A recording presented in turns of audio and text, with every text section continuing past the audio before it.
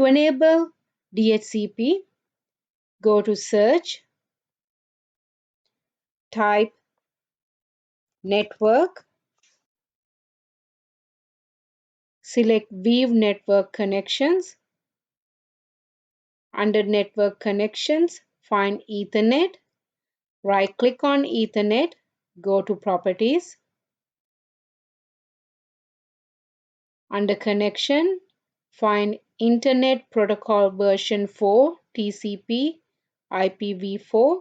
Select, go to properties. Now you have an static IP address assigned here. Let's select obtain an IP address and obtain a DNS server address. Now it's going to go and request an IP address from the DHCP server.